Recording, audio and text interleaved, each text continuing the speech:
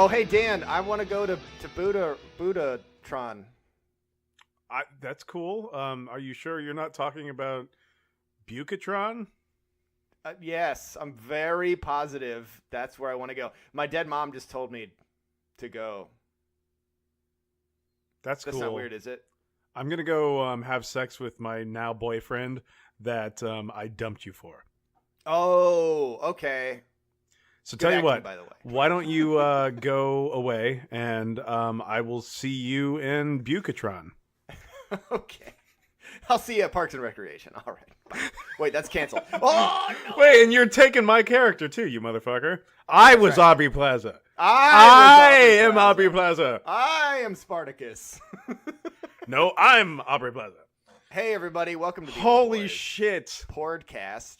Why aren't we doing more Spartacus jokes in popular culture?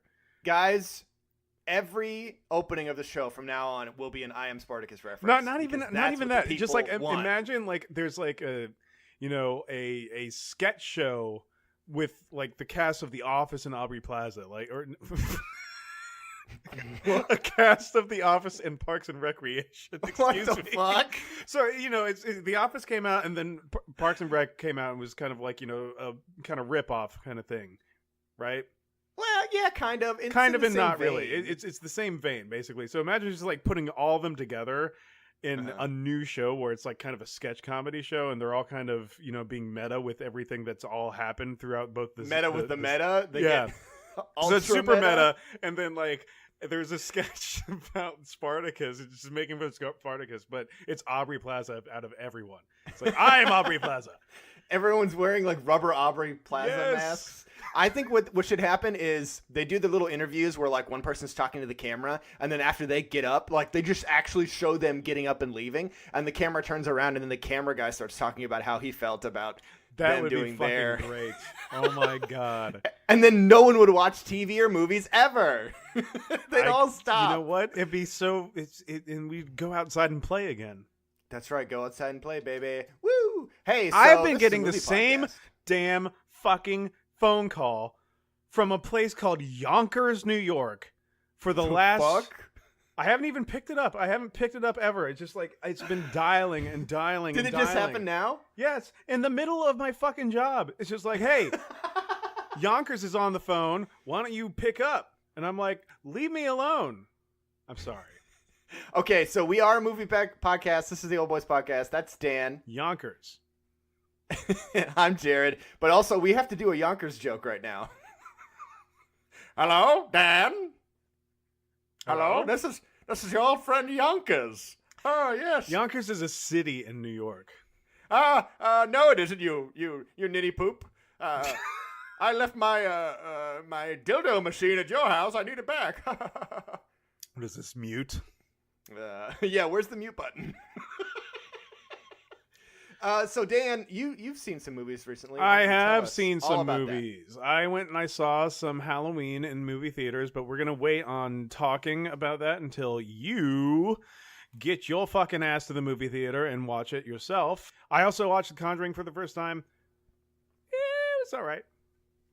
Okay, the first Conjuring, if I remember, that's with the couple, right? Who's like the famous ghost hunter couple, right? Mm-hmm. The first one was pretty good. I thought there's some legit scary stuff. Is that the one where they do the clapping game? Yeah. Oh, yeah. There's some good scares in that movie. Yeah, the clap with the because they do it twice. Mm-hmm. The clapping of like the demon doing the clap. Oh, that was really good. Yeah. That was very good. And then when the demon is on the dresser. Oh fuck! Ghost, scary, right? Yeah. Second Conjuring, don't watch it. Okay, good to know. It's pretty lame. Good to know. They really shit the bed. That whole weird anthology of those films. The Annabelle, and then also Insidious. Well, Insidious is a different story. No, that's but a different Annabelle. thing, Annabelle is the same. Yes. Some of those are pretty good, like that Annabelle doll movie. Not too bad. It's actually pretty scary. It also, there's more to it than just the dumb doll being possessed, which is a relief because I'm like, thank God there's more to this movie than just the stupid doll. Some Exorcist vibes, kind of.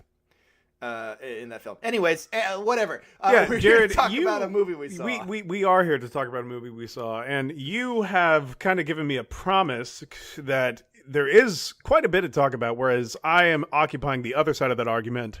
So I'm going to give us a good, let's say 44 minutes to give it a fair shake, where I think that this movie can be talked about in less than 20. But please, you have 2 pages of notes. I'm happy to entertain 100%. You have no notes? None at all. Okay. This movie is called Charlie Countryman, or The Necessary Death of Charlie Countryman. That's the full title. So it stars Shia LaBeouf and Shia LaBeouf, Mads Mikkelsen, who talks like that in every single movie he's ever done. And it's about a dude whose mom died, and he has like a crisis where he sees his mom's spirit, and she tells him to go to Bucharest, and he goes. And shit happens to him, for real. And then it's just a love story from there. Like a very predictable love story with very predictable twists and turns that everyone has seen in films. Oh, and wait, we're supposed to... And then a grainy... execution scene that's just there. Like, you've seen that in love stories before? Oh yeah. Okay. The guy from The Notebook blows his brains out. A few things. First, this movie has Vincent D'Onofrio and it had Aubrey Plaza in it. Is this First Impressions? Yes. Okay. And I was super stoked. I was like, cool, I get to see Vincent D'Onofrio. I fucking love that guy. Cool, I get to see Aubrey Plaza. Movie. I really like her in Parks and Rec. She's barely in the film.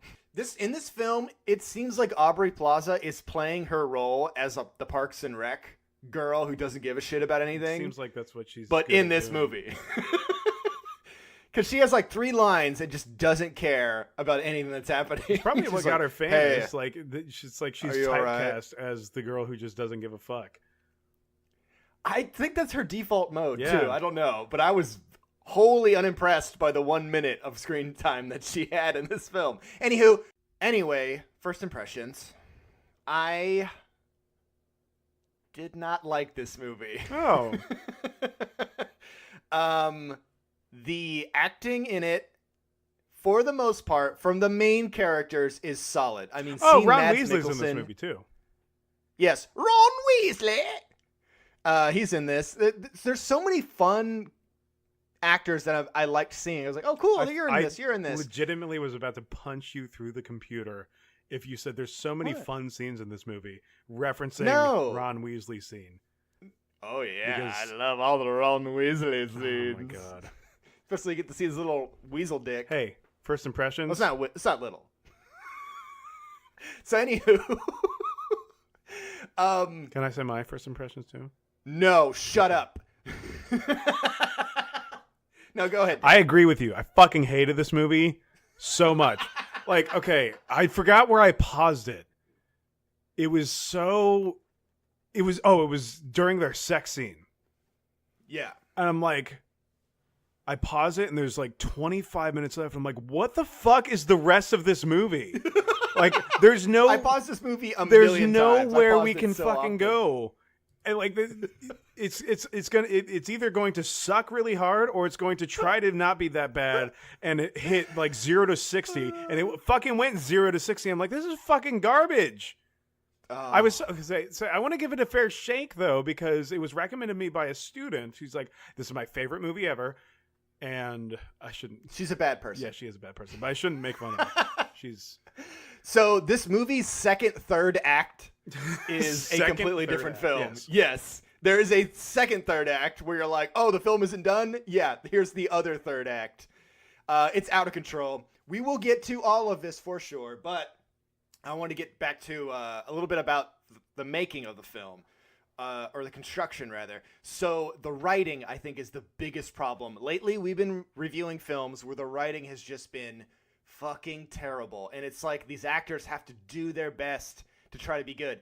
Because Shia LaBeouf, I used to not like him because of the Transformers films. Shia LaBeouf.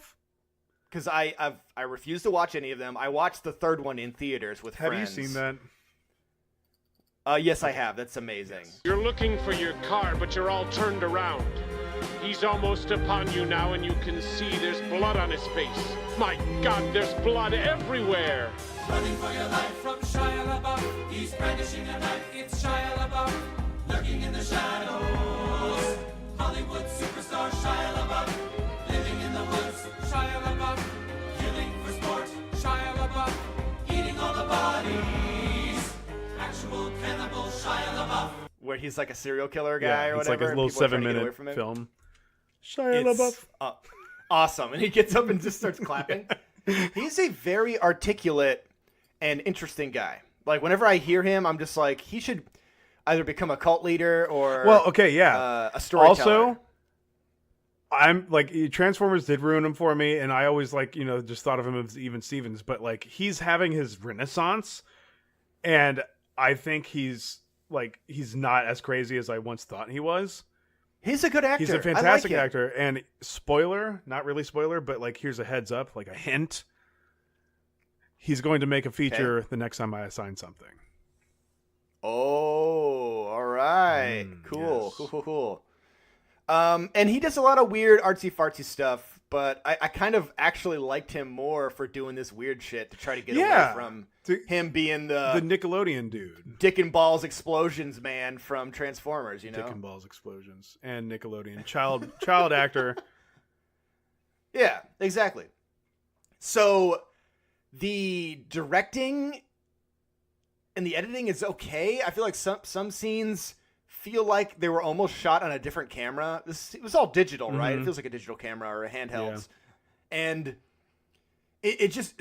it's weird. It's a little jarring because like some scenes in the date scene, they would be like filming and it's dark and then they cut somewhere else. And like the entire lighting has changed, but they're still in the exact same spot that they were in. And I'm like, what happened here? Was there a passage of time? I don't understand. There's a lot of weird jarring things like that. My issue with this film was I couldn't pinpoint the tone it was going for because, like, I guess the overall arcing, story is it's a love story. Yes, at its core, this is a love story. There's so many weird things that happen that they just kind of random. I wouldn't call it random. It's just like these strange things that they don't ever pay attention to, and it's just like they gloss over them and just say this happens. Yeah. So that's this whole movie. Yeah. It's just a love story that they tried to make quirky and weird, like Amelie or something. But it became less quirky and more like they didn't understand how that film works. Tripping in fucking Amsterdam. It's very bizarre, the writing, and I can tell you exactly when this film lost me. Oh, please do. I don't know if I want to spoil it, but it's about 21 minutes into the film. I was like, this film cannot. Oh my god. This film cannot be a good film, basically. It has resigned itself to being terrible on one scene in the film. Really? And then from there, it's just all downhill. There are so many inconsistencies in like what's going on with the plot and why things are happening. It's the writing. Like I said it before, but the writing is so bad. It's like the writer just didn't know how to get their characters from one scene to the other or didn't care about doing a second draft. I feel like I'm being really hard, but this movie's nonsensical, right? Well, maybe it's like that's all over the place. It's everything at once. Maybe that's what it was meant to be. It was meant to be nonsensical, but even then, it's like I don't know. I've seen nonsensical movies that I like, and I did not like this one at all, simply because it was boring. And it was over long. Like and it wasn't even a long movie. It wasn't that long of a movie. I think it was like maybe an hour and 44 or something like that. Yes. But yeah, it felt long. The characters are one-dimensional. It's Shia LaBeouf. You stumble through all the scenes. I was wondering for the longest time what this film was even about. Like, if you're past the 30-minute mark and I still don't know what the fucking film is about... Well, that's what I'm saying. Like, once we got to their sex scene, I'm like, what the fuck was that about? And then where is it going from here? Had I known, and like even then, like with rom-coms, there's some form of conflict. With this rom-com, it's like, I guess it's like, you know, that kind of, I don't know. I'm kind of a sucker for this trope, but you know, like the girl who she's like she's a nice girl from the small town, but then she goes on the wrong side of the tracks and ends up with the gangster. That kind of trope. I like that a lot whenever it's played how it should be played. In other words, you get to see fucking train tracks in that movie. Because those, like, correct me if I'm wrong, but sometimes very specific figures in films like train tracks evoke certain emotions. What did I get in this? A cello. And then her pointing it out that, like, that was you met a girl in a strange garbage. foreign land. Let's who plays the cello. It's every boy's. If you haven't figured it out, we're kind of getting into into this already, so let's just get into this. His mom dies. He goes on a plane. I'm not done bashing on the film. Excuse me? Well, okay, yes, his mom does die. So it's like this film is. It goes from coming of age. Go ahead. How many fucking starts does a movie get? How many starts does a movie go down? Because I have counted 4. This movie starts 4 times. Okay, go through the starts. I want to hear it. So the first one, his mom dies, and she tells her spirit tells him to go to Bucharest. So that's start number 1. Oh, sperm ghosts. Don't forget the sperm ghosts. Start number 2, goes to ex-girlfriend's house. Says, I'm going, and she's like, fine, go. Like, we didn't need that. Didn't need that it. Whole so it was a completely new start. It's like, yeah, you can fucking go, all right? Yep. Start number 3. A guy dies on the plane next to him. You would think that, you know, propels the story forward. And that's where it's going to be. And you think that's what's going to happen. It's like, this is the real start to the movie right here. No. Start number 4, his corpse is flown out of the ambulance in a gigantic car crash. Yep. Oh, wait a minute. We actually meet the boyfriend as well somewhere around there. So 5 starts. It's like the film doesn't know where it should like start its actual story. Like what's important, what the stakes are. When at the last 20 minutes of the film, the girl he's been pursuing the entire movie is like, I don't want so you there's anymore. this videotape of these mobsters killing people, and now we have to secure the tape. And this is what the film is about, actually. This tape. Like the whole time, it's actually been about this tape and not about us. They even make a James Bond reference in this film. Tape so finger. References to other movies. We talked about this before. Where if you make a reference to other films, you better make sure that your film is good. Because now you're making me think about other movies and you're distracting me from your film. I'm now taken out of the film because you're talking about all these other movies that I could be watching besides this fucking piece of shit. God damn it. Anywho, so we have all these false starts, which is absolutely true. We have a lot of genre confusion. Because I understand like also you can have a bunch of things also together. This film does one of the stupidest things it can do. And that is begin on the ending. And that's such a trope. It happens so much. It does, and I don't mind. It's not a trope that I care about. But whenever it's a film like this, I'm like, now I'm expecting this, and this whole movie is not fitting the tone that I saw at the very beginning. No, and then you see Shia LaBeouf hanging from a rope, and I'm like, I know he's not going to die, so why do I give a shit? He fell in water. I'm sure he's fine. Like, what movie actually kills their main character? There's not many. You know what I mean? It's true. Like, it's just, it almost never happens. So the suspense, like, I don't give a fuck. Wait a minute. The Crow. The Crow. Well, he died in real life, I believe. Exactly. That's the joke. Get it? Too soon?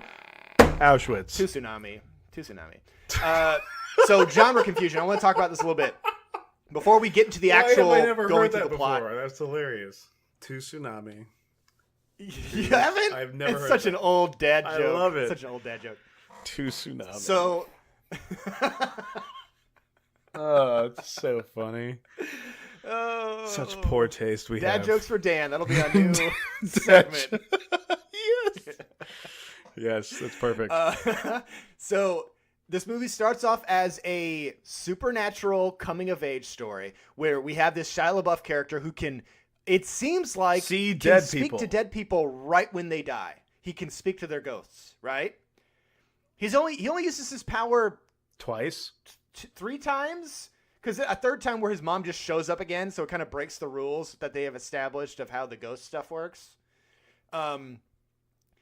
It's never brought up in the plot or used really effectively in any real manner because the mom is like a coping device for him. I guess the dead man is too. So you don't know if it's real or if it's just in his head. But then it's like, how did he know to say the certain phrase to this woman about the dad? So I guess it's got to be real. Yeah. Because the ghost tells when the guy in the plane dies, he's like, "Tell my daughter she's got horse feet or something It's weird." puppy feet. And it was supposed to be endearing. I don't know. So it starts off like that, and then you're like, oh, cool, he's going to go on a coming-of-age adventure. Then it becomes a romance. You're like, oh, it's actually about him. Because how do you solve your problems, Dan? How do you solve your problems? You fall in love. Yeah, you fall in That's love. it. Duh. If you're sad or depressed, just fall in love, and everything will be great. Your life will make sense again. Don't worry about it, guys. No, that's not true at all. Exactly. So it's so ridiculous. Every film is just like, I don't know. How do characters fall in love? I don't fucking Listeners of the Old Boys podcast, we have a PSA that Jared may not agree with, but you know that old phrase, all is fair in love and war? Mm-hmm. Have you ever thought why they would compare those two things together? Because both of them are fucking terrifying a lot of the time. Dan looks left and right to see his wife is Oh around. no, she fucking knows. Jesus. She fucking knows. Well, oh, fuck. See, So you now got I'm that, stretching right? and I'm like doing the same shit that you do by like. Oh yeah, Dan's very upset at me because in previous podcasts I've been hawking up phlegms and loogies all the time, I feel so much better. and he has to edit them out. And you know what? I don't give a I regret shit. nothing. Exactly. All right, keep going. I'm doing my best. All You got right. a point. So we have that shit going on where he's like, oh, I'm falling in love. Then it becomes like a weird, almost road trippy thing where he's like hanging out with these stoner guys. Like, we lace That's what it was. Okay. your beer with LSD or something. And apparently he actually took drugs to simulate him being on the drugs. Yeah, okay. He's said it several times in interviews. No, but I'm saying like I was doing it to simulate. You were doing it to get the high, motherfucker. And it really did seem like he was messed up. I don't know. So that's interesting to me. Then we have this whole spy action movie thing with Mads Mikkelsen, who is fucking awesome, by the way. He saves several scenes in the movie, and he's killing it. He's so good. Sometimes he kind of mumble talks, and I don't know what he's saying. So many things but I he's been still love in. him. Like, I can't understand a goddamn word he says in some of his scenes. I'm like, what the fuck did you just say? And I have to rewind it and rewind it and rewind it. I'm like, oh. I had subtitles on because I was watching this late at night, and I didn't want to wake up my significant other. So that helped me. But if you're watching this without subtitles, like when I watched Hannibal, the show, he's in that. He's fantastic. I love the show. But it took me almost a whole season to understand what he was saying. Yeah, me too. Not the whole season. Like a few episodes, like 3 or 4 episodes, to where I finally got used to the way he talked. It's an accent thing. You have to get used to it. Like if someone has a really strong Australian accent, it might be kind of hard to understand them until you listen to it for a while. Anyways, for me, I don't know about other people. So then you got that shit going on, and you're like, there's all these different movies coming together. Oh, and then it's also a comedy. Can't forget that. Comedy's sprinkled in randomly. It seems like every scene. Tell me, Dan, if this is your experience. You have the scene, and then you think the scene should end. Like this is where the scene should end, and then randomly the camera will cut to a different camera angle, and they'll do just another comedy bit. Like someone will try to be funny. It's almost like they're goofing off on set. I have a question for you. Did any of the comedy bits work? No. Really? Because you're the one that appreciates comedy more than I do. I don't think any of them worked. I can't think of a single time I laughed. Dead guy on the plane. Was that played for laughs? Oh. No. One scene where I laughed really hard that I remember. So do you remember when he goes into the opera house? Yes. And he's trying to find that girl or whatever. Yes. And there's the man there who yells at everyone. Yes. The dude just tells him to go wait at the door. He's like, go wait at the door. He goes, do you mean the inside door or the outside door? He's like, go wait at the fucking door. And he runs to the door and he's like scuttling and like putting himself in a corner. And that was funny to me. The guy walks up to him as he's trying to figure out where he should be. He's like, Yeah, like I think Shia LaBeouf in a straight up comedy or whatever would be good. I see where they're trying to do the comedy, but there's something about LaBeouf's character that he played so well that made him like just a naive, unsure of himself guy. Yeah. He did that so good. It was almost like it was like me being the main character. It's like what if I was the action hero? And I'm so unsure about everything. And then you put him in this foreign land where he doesn't know anything. He's like, is this the Marco Polo hostel? Is it? Are you sure? I liked how unsure he was about everything. Well, and and it has to do with that foreign landscape type thing. Yeah. So, okay, I guess we can get in the movie proper after I've done thoroughly complaining. Well, we're just going to go down everything. your notes there. Yeah, for sure. So we have the initial scene Dan said of the mom dying. That's the catalyst. The sperm ghosts, like we said earlier, they are literally sperm ghosts. They look like it. They fly around in the sky. We don't know what the fuck they are. It's never explained. One of them comes out of the mom's mouth and splits into like several other different sperm ghosts. Never explained. His mom shows up in the hallway as a ghost and tells him to go to Bucharest. Mm-hmm. And there's a big running joke about, is it Budapest or Bucharest? You'd probably be happier in Budapest or whatever. I don't know. And you're like, oh, that's so funny. So he goes on the plane. He's on a plane now. His girlfriend left him. We decided that scene should not be in the film because it was dumb. He's on a plane with probably the only actual foreign actor in the movie who I love. Oh, no, Matt Mikkelson, I love this is guy. foreign. Yes, but is he from where is this movie? In Romania? Oh, is he from Romania. there? No. So I think this is the only Romanian actor because apparently a lot of people online were getting upset that the actress in this movie, who I thought did a pretty good job, I enjoyed her, is not Romanian. Like, why don't they get a Romanian lead? She's supposed to be Romanian. I don't know. It didn't bother me too much. It bothered a lot of other people apparently, but I don't know if her accent was good or not. I just can't tell. I don't know. Right. So it seemed okay. So he's on this plane with this guy. They kind of have a bonding moment. He's like, oh, I got this, my daughter, this funny hat. And when you look at this dumb hat that he got her, you think, this girl's got to be like a little kid, right?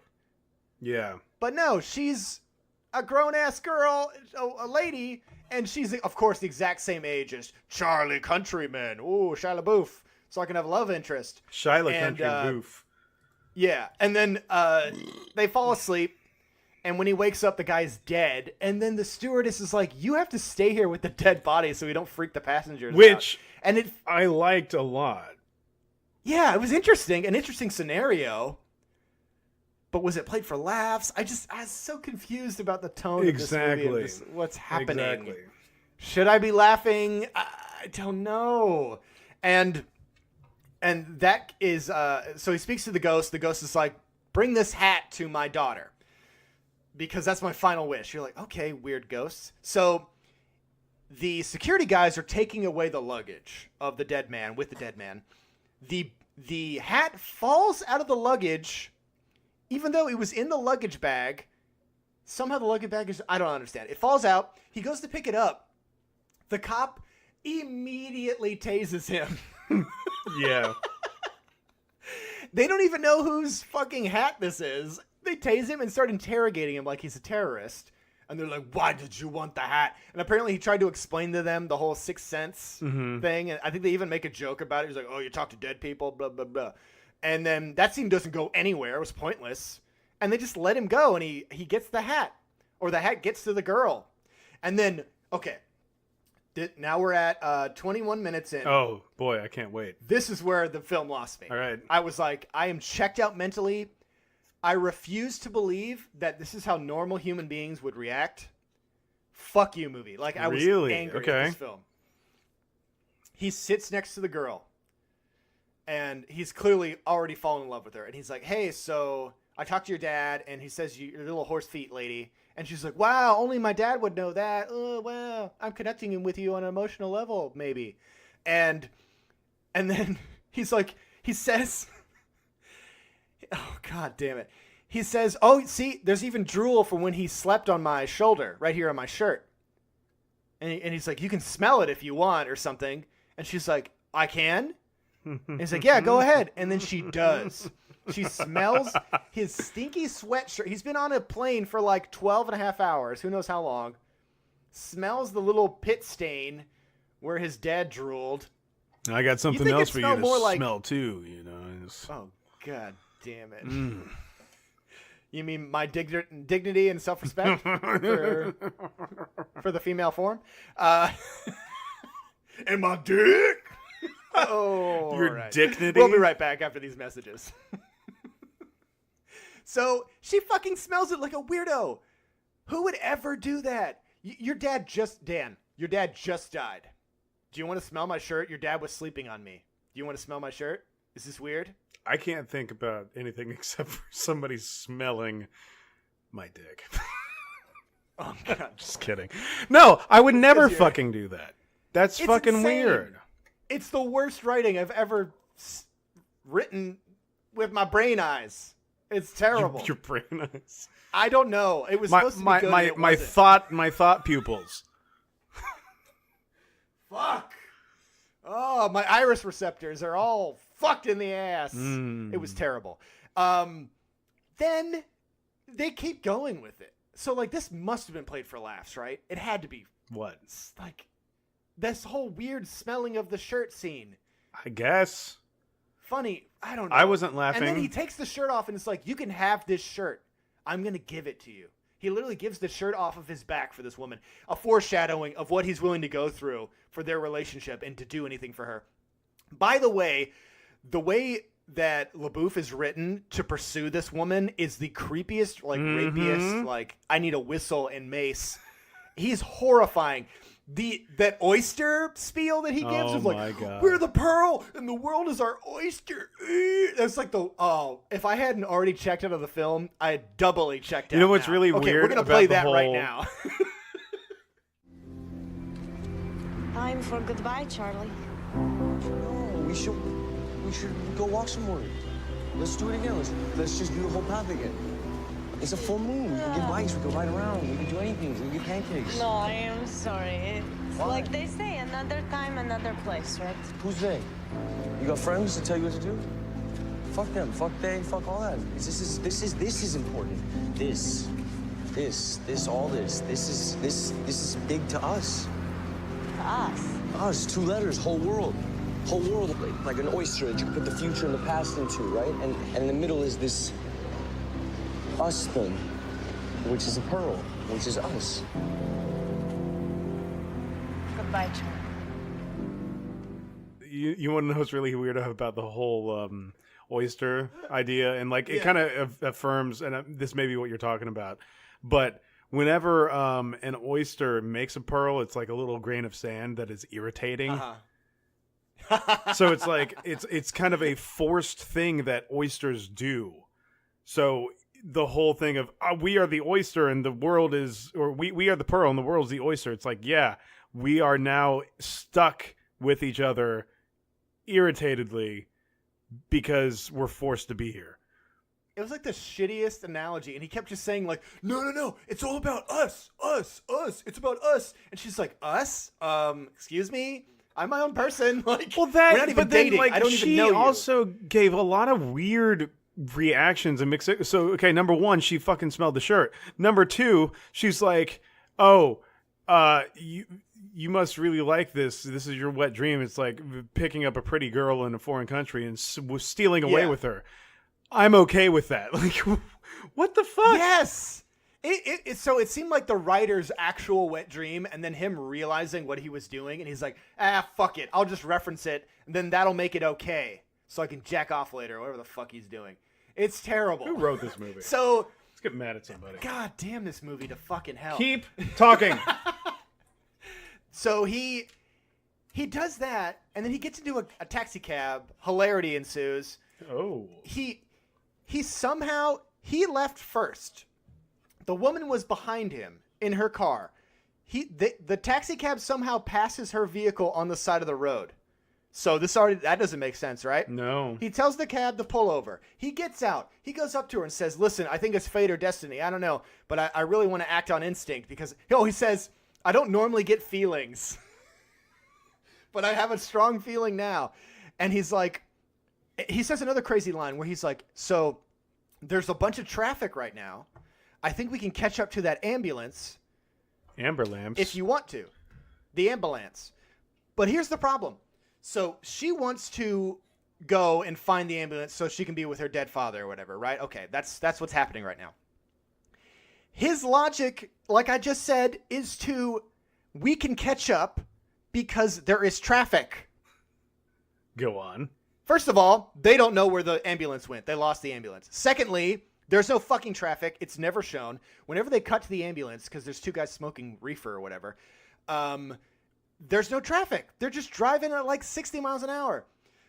Thirdly, they're going to be in traffic too, Dan. Yeah. That's how traffic works. Yeah. So you can't catch up to somebody if you're in traffic too because you're stuck in traffic too, you fucking idiot.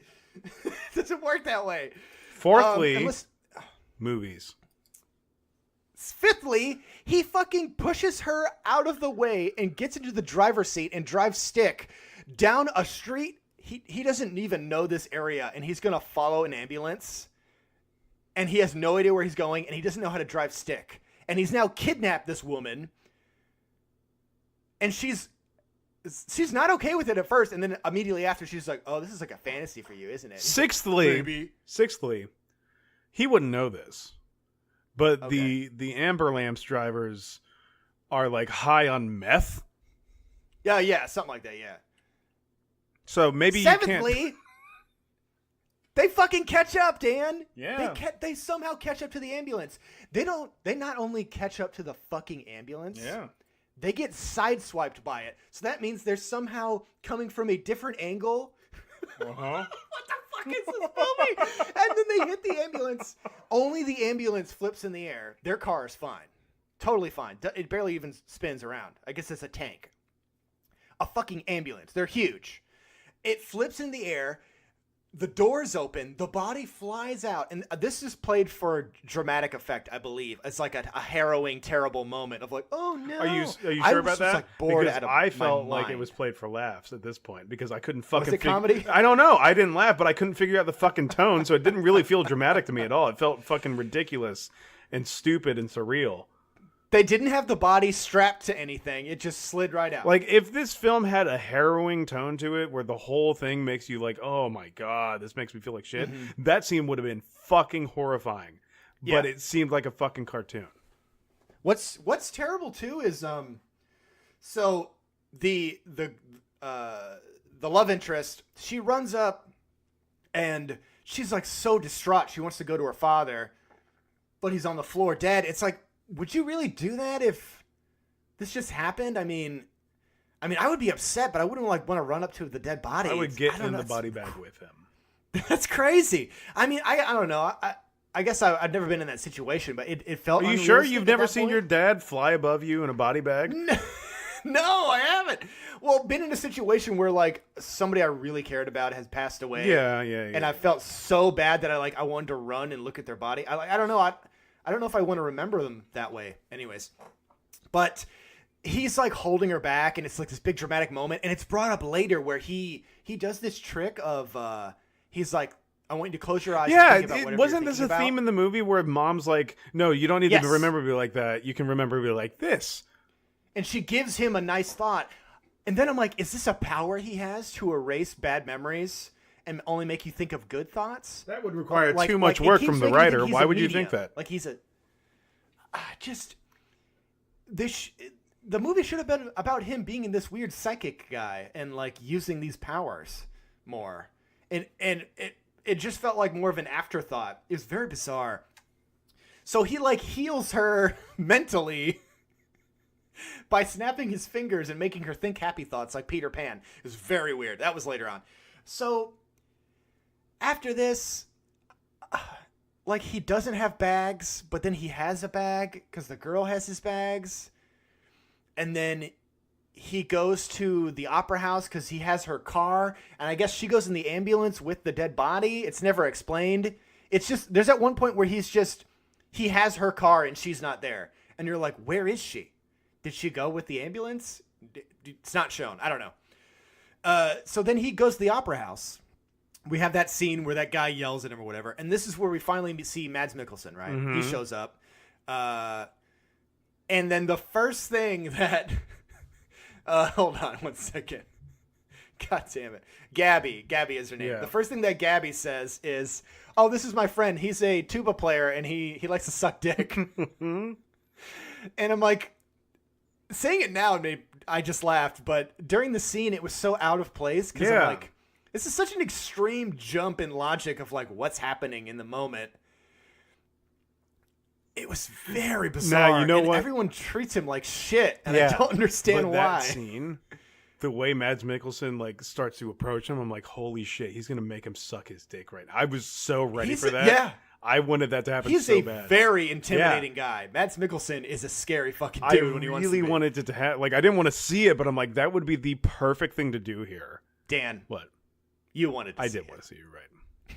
I just wanted to see Apparently, another controversy in this film is there is a scene where Shia LaBeouf gives Gabby a mouth jobbings, old gum job, and they cut it out because they thought it was too graphic. Compared to like everything else that happens in this movie, that was too graphic. Gum job? He was gonna eat her out. Oh. God damn it! It's trying to be funny. Gum job. Yeah. It's when you take out your false teeth and you. Yeah, that's what I was thinking about. Like, when does he have false teeth to nibble on that? You go old Granny Beaner. Smith on there, man. Just get fucking out of control. Beanbag. Polish the apple. Flick the beanbag. That'll be funnier in post. And by that, I mean cut everything out. Cut it all out. No, don't actually do that. But do it. Just cut me out. All right? Take me out. I don't know. Dan, I'm having a manic episode. I'm having a manic breakdown.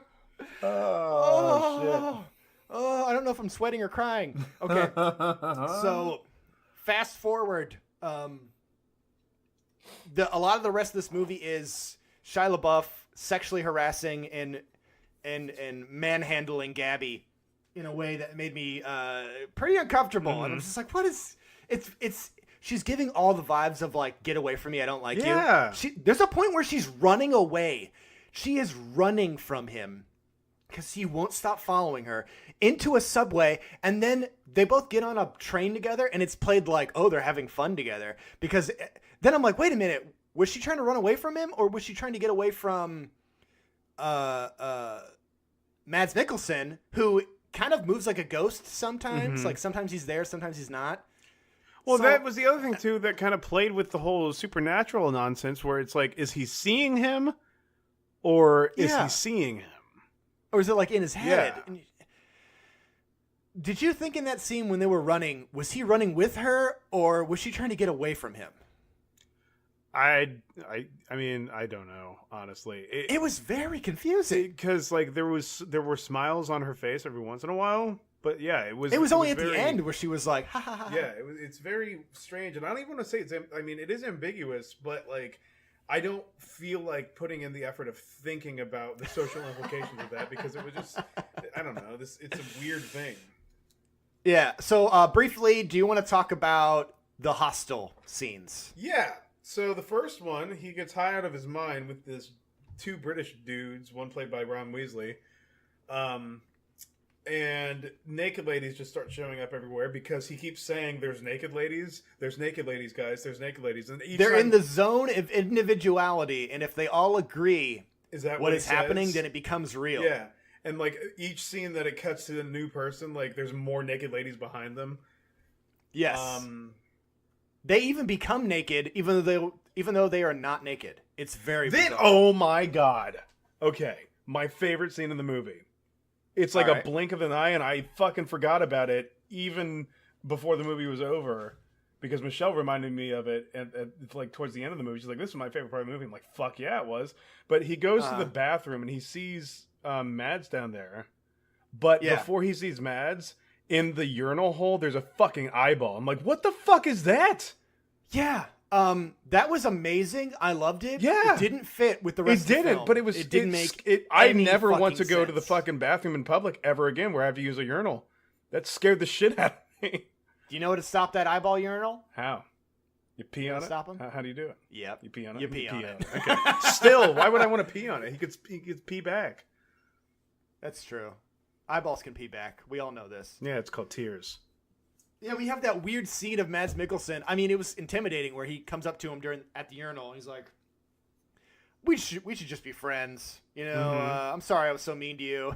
And he's like, who knows when our lives could end in like a mass of blood or something in pulp. And I was like, Jesus Christ, what the fuck? And then when he gets hit by the car later, is it implied that Mads Mikkelsen did that to him? No. Because like a car hits him. That car drives off. Then Mads Mikkelsen shows up, says, "Hey, you could die at any moment." He leaves. No, see, and that's why I think like he was seeing him at that point. Yeah, it's like so not like weird. Seeing him for real, but like for play. You know what I mean? Not for real. No, I feel you. We have definitely played the oyster clip by now. Yes. We have had to have played it. If not now, then right now. So then the film, like I said, it starts to take a turn of like, is this an action spy movie? What the fuck? So one of my favorite scenes that I'll explain. So he finds her at a party. He gets to this party and the girl is like, "Hey, if you find me tomorrow, I'll give you a kiss," or whatever. That's the only indication out of all of like the entire film that she's even remotely interested in him. And you're like, okay, maybe he does have a chance. Because she's split between her husband Mads Mikkelsen, who she divorced, and Charlie Countryman, but she doesn't want to be with this guy, Mads Mikkelsen, because he is a contract killer. He's like a crazy serial murderer guy, and she says the only reason that she was with him is because he had heard her music when he was like wounded, and he's like, "Oh, your music brought me back to life," blah blah blah. So he fell in love with her, and she was moved by that. Whatever. Oh man, there's so many scenes. So that are just insane. Like this whole movie is ridiculous. He comes into the party, and how he shows up, Mads Mikkelsen. Right. He punches a guy. He's like, "You're not supposed to be here." Punches him. Walks in. He sees Charlie Countryman. He's like, "Oh hey, I want to talk to you." And he grabs him on his shoulder and starts walking with him. And I'm like, "Oh my god, this is fucking scary." And then he asks him if he can make this blowfish face to pucker his lips like a tuba player or whatever. He's like, I'm not actually a tuba player. He references Dizzy Gillespie, which was a jazz player. And whenever he played trumpet, his cheeks would just blow out like really, really big. And whenever you are a brass player, you typically have the ability to do that. So that it makes sense as to why he wanted to do that. And whenever he went to do that, he looked nothing like a brass player. Yeah, he's right. Because I played tuba forever, and like mine look completely different. Yours look great, by the way. Thank you. I know. Dan was showing me earlier before podcasting. So he is there. He's threatening LeBouf with a broken champagne glass. It was a pretty great scene. And the lady, what's her name? Gabby. Sadie shows up or Gabby. God damn it. Gabby shows up with a gun. That was given to her by him. Nigel, yep. And she's got the gun pointed at him, and he's like, "What, are you going to shoot me? Whatever." And she shoots just past his face into the bookcase. And I don't know why I like the scene so much. Was that her house? It was her friend's house. Yeah. The guy who yells a lot. So it's this not is her the only fucking defining house. character trait. Yeah. I don't know. If I had a friend and then he's like, "I guess I'll leave." Shot in my house, I'd be like, "Can you just go now, please?" Yeah. But it was one of the better, more tense moments of the film that I enjoyed. It still felt out of place for the rest of the film. Another film I enjoyed was Blue Velvet. What a great movie. Let's talk about that. Another film I liked. Another scene I liked is the after this. Charlie Countryman does the dumbest thing imaginable. Oh, have we explained that his name is actually Charlie Countryman? Yes, it's such a terrible fucking name. Countryman. God damn it. Fucking asshole. He has now realized after sleeping with the girl, she says, I can't be with you. I have to be with him. I'm going to take the videotape or whatever. And basically just to protect him and just because it's almost like being in an abusive relationship. She's kind of going back to him because she fears for her life and everyone else's lives. She's just, afraid. She's like, I guess I have to. And he decides, now that he knows about this videotape of Mads Mikkelsen and this other nightclub owner named Darko, who didn't even need to be in the film. Not at all. His purpose in the film was fucking pointless. There's already one villain. Why have more than one? I don't understand. And he's like, I'm going to go and tell the villain that I know about the tape. Like, what was his plan? To get his fucking ass kicked? I guess, but then... Because he goes up to him, he's like, hey, I know about the tape. So many things that are just on a whim that he thinks are going to work. And they don't. Yeah, so like... Which is kind of interesting. I guess. And then he gets like... suffocated by a bag that happens really fast and thrown into like a different room. And then when the cops show up to like break it up, they don't even arrest Mads Mikkelsen. He just goes up some stairs and disappears. Yeah. And he's even like, you don't want to go upstairs? They just arrest him. I don't know. So this was all leading to he's supposed to get sent to Budapest by the police so he can finally leave the country to not be an issue anymore. And this leads to him being chased by the bad guys. And what I can say for this movie is a pretty awesome chase scene. Like, I like the chase scene.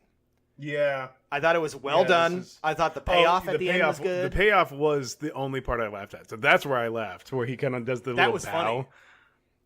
Yeah. Yeah. Because, like, he's racing to the subway. He basically reenacts what him and the girl do. Although, okay, so I really like this chase scene. But have you ever had a chase scene or something awesome end up beating you over the head with its message?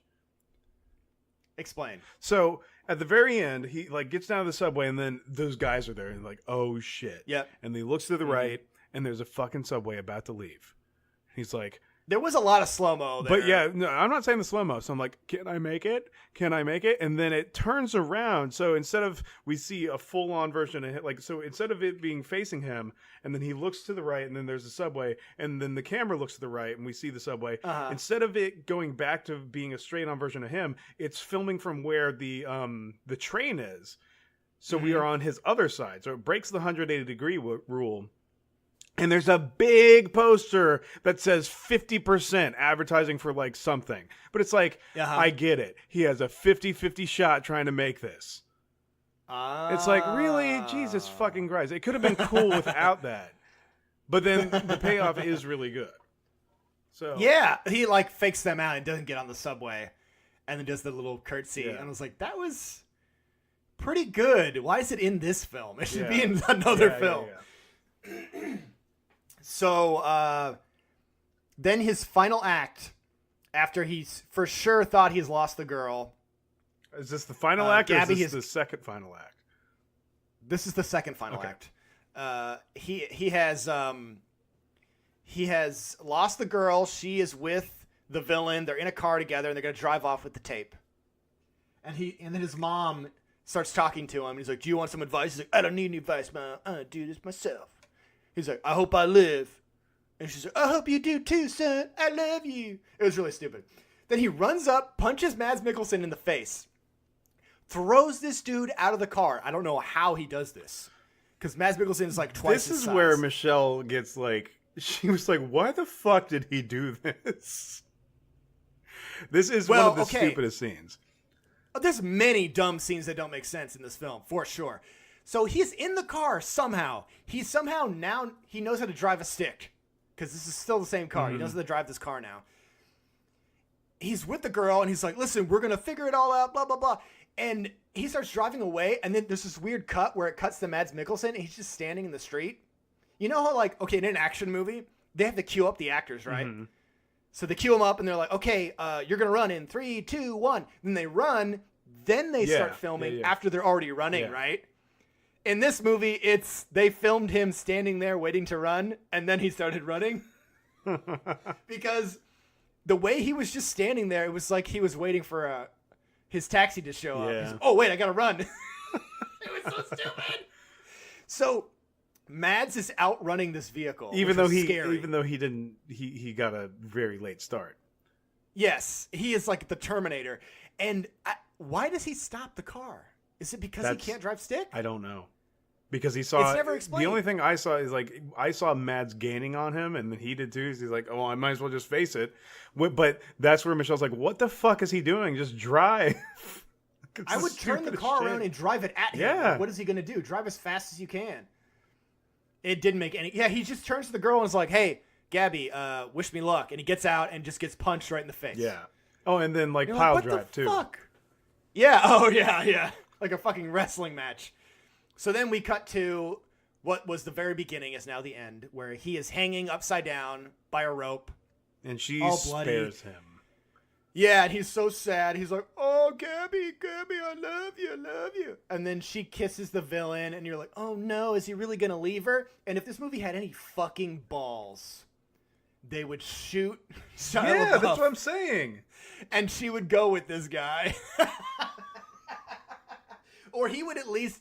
Shia LaBeouf would actually die, but then kill the villain or something and, like, you know, save the day but be dead.